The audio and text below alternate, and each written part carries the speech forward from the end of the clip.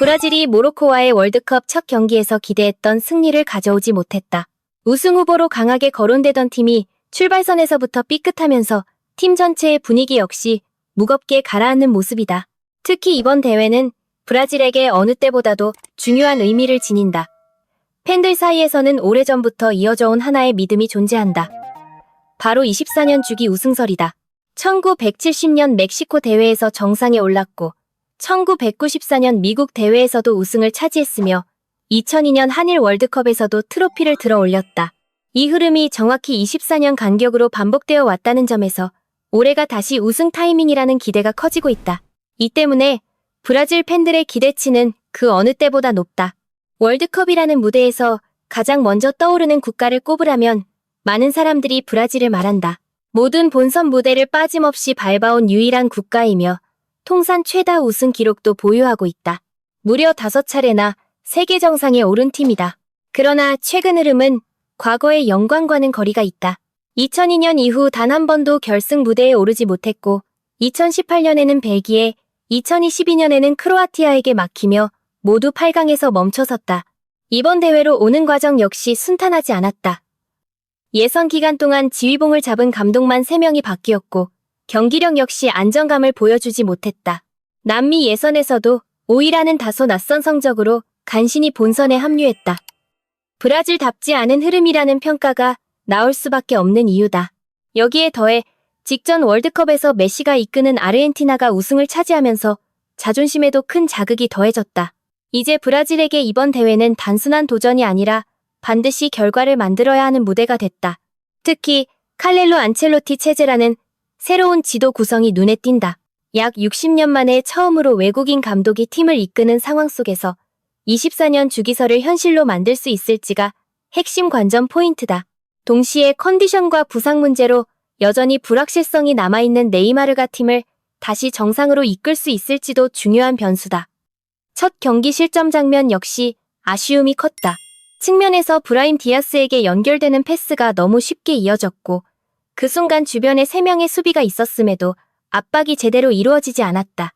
공을 가진 선수에게 즉각적인 제압이 들어가지 못했고 패스 차단도 늦었다.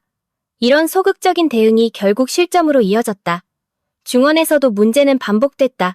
경기 내내 3명의 미드필더 구성이 흔들렸고 볼 소유 상황에서도 안정감이 부족했다. 잦은 턴오버가 발생했고 후방 빌드업에서도 명확한 연결고리가 보이지 않았다. 특히 전반 초반에는 모로코의 강한 압박에 제대로 대응하지 못하며 경기 흐름을 내주는 모습이 이어졌다. 패스를 받을 위치에 있는 선수들도 잘 보이지 않았고 압박을 벗어나는 움직임도 부족했다. 결국 초반 15분 동안은 경기 주도권이 사실상 모로코 쪽으로 넘어갔다고 볼 수 있다. 이러한 문제는 이번 대회에만 갑자기 등장한 것이 아니다. 브라질이 최근 꾸준히 지적받아온 약점이 그대로 드러난 것이다. 핵심은 수비와 미드필드 라인이다.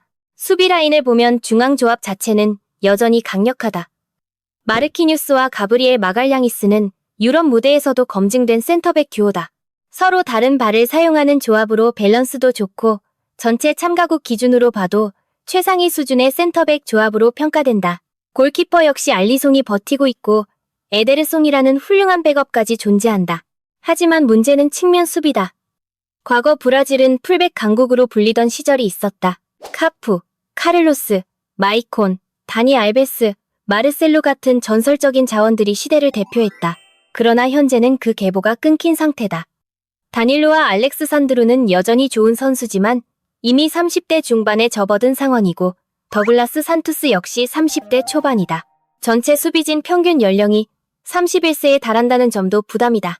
8명의 수비 자원 중 5명이 30대라는 사실은 장기 토너먼트에서 리스크로 작용할 가능성이 높다. 원래 기대를 모았던 선수는 웨슬리였다. 빠른 스피드와 공격적인 돌파 능력을 갖춘 자원으로 현대적인 풀백 역할을 수행할 수 있는 핵심 카드로 평가됐다. 전술적으로도 중요한 역할이었다. 공격 시에는 왼쪽 풀백이 내려와 3백 형태를 만들고 오른쪽에서는 웨슬리가 높게 올라가 윙어처럼 움직이며 폭을 넓힌다. 그 사이 하피냐는 안쪽으로 좁혀 들어오며 하프 스페이스에서 숫자 우위를 만든다. 이 구조가 브라질 공격의 핵심 패턴이었다. 하지만 웨슬리가 경기 직전 부상을 당하면서 계획이 크게 흔들렸다.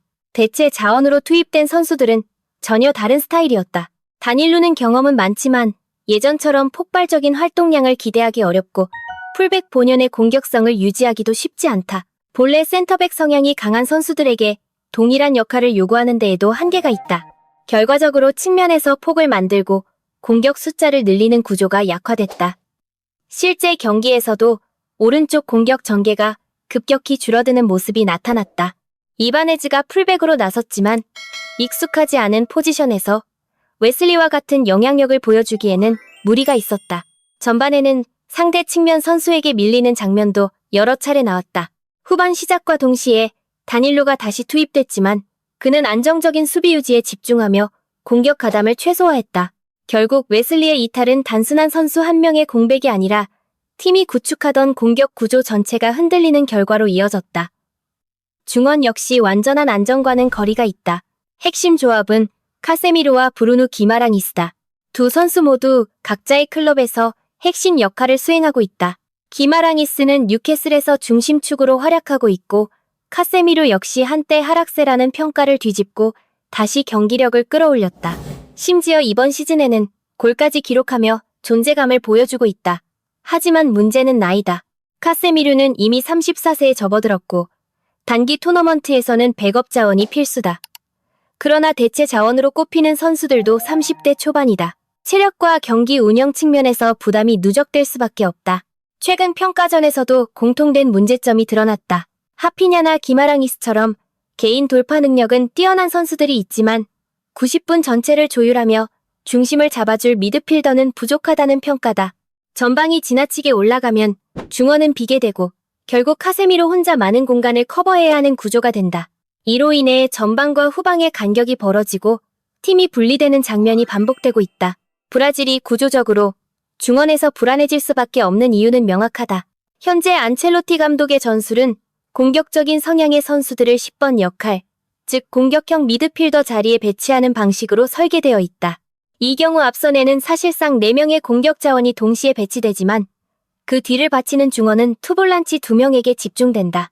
자연스럽게 이 두 선수에게 과도한 부담이 실리게 되고 경기 시간이 길어질수록 체력 소모는 급격하게 증가할 수밖에 없는 구조다. 이런 전술은 특정 유형의 팀을 상대로는 취약점을 드러낼 가능성이 크다. 스페인, 프랑스, 잉글랜드처럼 중원 숫자가 많고 압박 강도가 높은 팀들을 만나면 경기 주도권을 쉽게 내줄 수 있다. 공격진의 개별 능력으로 버티는 데에는 한계가 있기 때문이다. 특히 토너먼트로 갈수록 이 구조적 약점은 더 크게 드러날 수 있다. 만약 네이마르까지 합류해 10번 역할을 맡게 된다면 공격력 자체는 확실히 강화될 수 있다. 그러나 동시에 중원 숫자는 더 줄어드는 효과가 발생한다. 압박을 견뎌낼 중심축이 부족해지고 수비와 미드필드 간격은 더 벌어진다. 결국 그 부담은 후방 미드필더들이 전부 떠안게 되는 상황으로 이어질 수 있다. 그럼에도 불구하고 브라질을 우승 후보로 볼 수 있는 가장 큰 이유는 단순하다. 바로 공격력이다. 직전 경기에서도 전체적인 경기 흐름은 모로코에게 밀렸지만 결국 결과를 만들어낸 것은 개인 능력이었다. 비니시우스가 측면에서 공을 몰고 전진하면 파케타가 안쪽에서 움직이며 수비 시선을 분산시켰고 그 과정에서 발생한 공간을 활용해 개인 기술로 득점이 만들어졌다. 전형적인 브라질식 골이었다. 사실 최근 월드컵에서 브라질이 탈락했던 가장 큰 원인은 공격의 답답함이었다. 2018년 러시아 월드컵, 2012년 카타르 월드컵 모두 8강에서 멈췄다. 당시 비판은 크게 3가지로 정리된다. 네이마르 의존도가 지나치게 높다는 점, 전형적인 9번 스트라이커 부재, 그리고 뛰어난 공격 자원들을 효과적으로 결합하지 못한다는 점이었다. 과거에는 개인 능력은 뛰어나지만 전술적 유기성이 부족하다는 평가가 많았다. 하지만 현재 안첼로티 체제의 브라질은 조금 다른 방향으로 변화하고 있다. 적어도 공격 전개만 놓고 보면 과거와는 다른 결을 보여주고 있다. 기본 전형은 442 혹은 4231 형태로 보이지만 실제 경기에서는 큰 의미가 없다. 수비 시 조직 형태일 뿐. 공격 상황에서는 선수들이 끊임없이 포지션을 바꾸기 때문이다. 공격형 미드필더는 사실상 스트라이커처럼 움직이고 윙어들은 중앙으로 좁혀 들어온다. 쿠냐 역시 중앙과 측면을 자유롭게 오가며 역할을 전환한다. 이런 지속적인 스위칭이 브라질 공격의 핵심이다. 안첼로티가 이러한 전술을 사용하는 이유는 분명하다. 현재 팀의 가장 큰 강점이 공격진에 있기 때문에 이를 극대화하는 방향을 선택한 것이다. 실제로 이번 브라질 공격진은 전체 참가국 기준으로도 최상위권으로 평가된다. 프랑스를 제외하면 브라질보다 공격력이 강하다고 볼 수 있는 팀은 많지 않다는 평가도 나온다. 물론 과거 호나우두, 호나우지뉴, 카카, 아드리아노가 있던 시절과 비교하면 이름값은 다소 약해 보일 수 있다. 게다가 이번 대회에서는 호드리구가 부상으로 빠졌고 유망주 에스테방 역시 햄스트링 문제로 이탈했다. 히샬리송, 가브리엘 제주스 등 익숙한 이름들도 일부 제외된 상황이다. 하지만 현재 공격진의 강점은 이름이 아니라 폼이다. 최근 시즌 기준으로 가장 좋은 퍼포먼스를 보여준 선수들 중심으로 구성되어 있다. 비니시우스와 하피냐는 각각 공격 포인트 32개, 28개 수준의 활약을 기록했다. 최전방의 쿠냐 역시 맨체스터 유나이티드 이적 이후 득점력을 보여주고 있다. 마르티넬리는 리그에서는 기복이 있었지만 챔피언스 리그에서는 6골 2도움을 기록하며 존재감을 드러냈다. 교체로 투입될 때도 경기 흐름을 바꿀 수 있는 카드로 평가된다. 이런 구조 속에서 브라질 공격진은 90분 내내 위치를 바꾸며 움직인다. 누가 중앙에 있고 누가 측면에 있는지가 고정되지 않는다. 안첼로티가 부여하는 전술적 자유도와 선수들의 특성이 맞물리면서 매우 유기적인 흐름이 만들어진다. 상대 수비 입장에서는 마크 기준을 잡기 어려운 구조다. 또한 최근 브라질의 공격 전개 패턴은 더욱 흥미롭다. 한쪽 측면에 5명 이상을 집중시키는 장면이 자주 등장한다. 그 안에서 삼각형 구조를 만들고 짧은 패스로 압박을 벗어난 뒤 빠르게 반대 전환을 가져간다. 그러면 비니시우스, 하피냐, 마르티넬리 같은 스피드 자원들이 반대편 공간에서 1대1 상황을 만들어낸다. 상대 수비 입장에서는 매우 부담스러운 장면이다. 빌드업에서도 특징이 뚜렷하다. 브라질은 후방에서 공을 길게 끌지 않는다. 공격 자원이 빠르고 전방 숫자가 많기 때문에 최대한 빠른 템포로 전방에 볼을 전달하는 방식을 선호한다. 이 속도감이 브라질 공격의 핵심 무기다. 한편 축구 팬들 사이에서는 또 다른 이슈도 등장했다. FC 모바일과 FC 온라인 M이 갤럭시 스토어에 새롭게 출시되면서 다양한 혜택이 제공되고 있다. 기존 계정 연동이 가능해 이전 데이터를 그대로 이어서 플레이할 수 있으며 별도의 복잡한 설치 과정도 필요하지 않다. 갤럭시 유저라면 기본의 형태로 접근할 수 있다는 점도 장점이다. 출시 기념 이벤트도 진행 중이며 첫 결제 할인, 월간 쿠폰, 출석 보상 등 다양한 혜택이 제공된다. 특히 전용 할인 코드와 쿠폰을 활용하면 추가적인 가격 혜택도 받을 수 있다. 갤럭시 스토어에서는 최대 50% 수준의 할인 쿠폰도 제공되며 수량이 한정되어 있어 빠른 참여가 요구된다. 결국 브라질의 핵심은 공격이다. 이고르 티아고처럼 피지컬을 갖춘 스트라이커 자원도 새롭게 주목받고 있다. 프리미어리그에서 22골을 기록하며 엘링 홀란드 다음 수준의 득점력을 보여준 바 있다. 여기에 2006년생 유망주들도 합류하며 공격진의 폭은 더욱 넓어지고 있다. 엔드릭 역시 레알 마드리드 임대를 거치며 성장했고 대표팀에서도 결정적인 장면을 만들어낸 경험이 있다. 브라질은 더 이상 이름값에 의존하는 팀이 아니다. 최근 1년 동안 가장 좋은 컨디션을 보여준 선수들이 모인 팀이다. 그리고 이들은 경기 내내 끊임없이 포지션을 바꾸며 공격을 전개한다. 안첼로티의 전술적 자유도와 결합되면서 상대 입장에서는 예측이 어려운 구조가 완성된다. 공을 빼앗기더라도 브라질은 즉시 압박을 시도했고 상대가 볼을 탈취하더라도 곧바로 다시 빼앗아 득점으로 연결하는 장면이 이어졌다. 실제로 지난 경기에서도 기마랑이스의 득점은 이러한 흐름 속에서 만들어졌다. 상대가 라인을 내리면 쿠냐와 비니시우스가 원투 패스로 공간을 무너뜨렸고 하피냐는 중거리 슈팅으로 위협을 더했다. 피지컬이 강한 상대를 만나면 이고르 티아고를 투입해 공중볼 싸움으로 대응할 수도 있다. 상황에 따라 다양한 해법을 꺼낼 수 있는 공격 옵션이 존재한다는 뜻이다. 이처럼 브라질은 오랜만에 유형이 다양한 공격 자원들을 동시에 보유한 팀으로 평가된다. 결국 중요한 것은 이 강점을 경기에서 얼마나 효과적으로 활용하느냐다. 그래야만 이번 월드컵에서 좋은 결과를 기대할 수 있다. 하지만 이번 대회에서 가장 큰 변수는 역시 카를로 안첼로티 감독이다. 브라질은 2002년 월드컵 우승 이후 비슷한 문제를 반복해왔다. 2006년에는 호나우두, 호나우지뉴, 카카, 아드리아누라는 초호화 공격진을 보유했지만 각자의 개성이 지나치게 강해 팀으로서의 균형이 무너졌다. 호나우두는 컨디션 관리 문제를 겪었고 호나우지뉴 역시 클럽 일정으로 인해 최상의 몸 상태를 유지하지 못했다. 2010년에는 둥가 감독이 부임하며 조직력과 규율을 강화하려 했다. 하지만 그 과정에서 브라질 특유의 창의성과 자유로움이 약해졌다는 평가가 뒤따랐다. 결국 2010년 남아공 월드컵 8강에서 네덜란드에게 패하며 탈락했고 이후 팀은 또 다른 전환점을 맞이했다. 카카는 부상으로 존재감이 줄었고 아드리아노와 호나우지뉴는 대표팀에서 점차 멀어졌다. 그 다음 단계에서 브라질은 네이마르 중심 체제로 이동했다. 그러나 이는 또 다른 의존 구조를 만들었다. 2014년 브라질 월드컵에서는 홈 이점에도 불구하고 선수들의 심리적 부담이 극도로 커졌다. 8강 콜롬비아전에서 네이마르가 큰 부상을 당했고 결국 4강 독일전에서는 1대7이라는 충격적인 결과를 맞이했다. 이 경기는 브라질 축구 역사에 깊은 상처로 남았다. 이후 2018년과 2022년에도 네이마르 의존 구조를 극복하지 못하고 8강에서 탈락했다. 이 과정을 보면 브라질의 문제는 항상 명확했다. 재능은 넘치지만 그것을 하나의 시스템으로 묶는데 어려움을 겪었다는 점이다. 반대로 지나치게 전술을 강조하면 브라질 특유의 창의성이 사라지거나 방향이 어긋나면서 오히려 대패로 이어지기도 했다. 그래서 이번에 브라질이 처음으로 외국인 감독을 선택한 것은 중요한 의미를 가진다. 안첼로티를 선임한 이유는 단순한 우승 목표만이 아니다. 브라질다운 공격 축구를 유지하면서도 현대 축구의 조직력을 함께 가져가려는 시도다. 브라질은 바로 그 역할을 안첼로티가 수행해주길 기대하고 있다. 개인적으로도 이 조합은 충분히 가능성이 있다고 본다.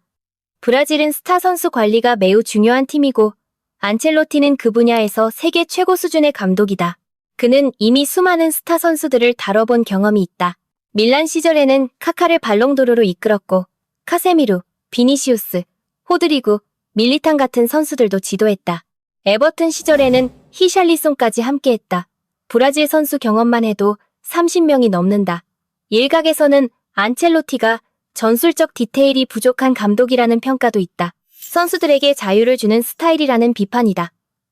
하지만 실제로 그는 선수 개개인의 장점을 극대화하고 단점을 팀 구조로 보완하는 데 능하다. 밀란에서는 피를로를 중심으로 한 빌드업 구조를 만들기 위해 가투소와 안드레아 피를로를 조합했다. 레알 마드리드에서도 비니시우스의 돌파력, 벤제마의 결정력, 벨링엄의 활동량을 동시에 살리는 구조를 구축했다.